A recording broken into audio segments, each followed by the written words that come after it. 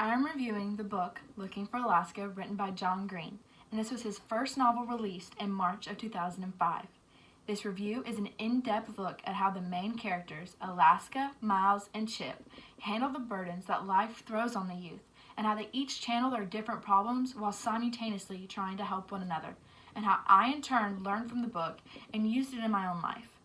This book starts off by showing how Miles Halter transitions his life to private schooling, leaving his home and sweet mother and moving out, being faced with learning a lot of the hard truths about life that he has been sheltered from. Living at home, being a loner. He begins to make friends like Chip and his friends, including the beautiful Alaska, and begins to ask himself and others some hard-hitting questions that has been bugging him since they met, and no one seems to have the answers. He has been shown a whole new world with his friends going out all hours, raising Cain, smoking, and having sex. He is in his head a lot, along with his friends, but while he is worried for them and how their lives will turn out, they're worried about themselves, trying to figure out how to fix their problems that are consuming their lives at this point. While going through all of this, he realizes the family is made away from home with his new friends. But meanwhile, he's becoming to like Alaska as more than just a friend.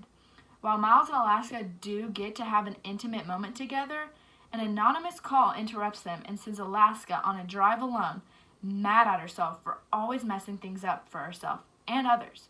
While Miles is stuck, wondering what happened, for he has never done anything like he had just done and is in a dazed state of confusion. In turn, she was involved in an accident that sends a school of people who never cared about her, but mostly her close friends and Miles, into a deep despair. But this accident isn't easy to explain, and it leads Miles and his other friends on an adventure for answers they never knew they needed. Answers that help them realize a lot about life, and how not every good question had a perfect answer to make everything okay in the end. I selected this book not because I've read it a million times or it is, in my opinion, one of the best literary works out there, but because I relate to it, and I feel others could as well.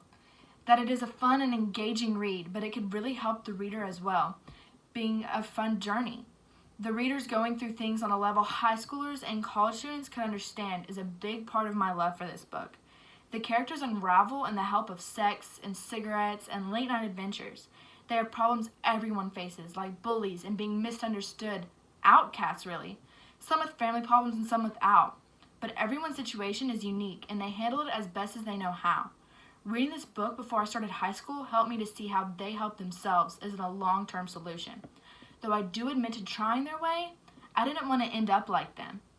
This book takes the reader through choices, and although each thought, idea, and action is thought out and precise, it lets the reader feel included. It showed me how I wasn't alone, and even though I may have different problems, they were similar. The quotes in this book about life let the reader know there are not just two paths to choose from. You can make many choices in life you never saw in front of you before. Most of these quotes come from a class Miles takes with a hard professor that gives the book everything. It gives hard to follow when the tempo changes after the accident, but the class's final outcome is what makes that book's last pages amazing. This book is a great read for anyone going through tough times, as well for a learning purpose as well. I highly recommend this book, and I want to thank you for listening today.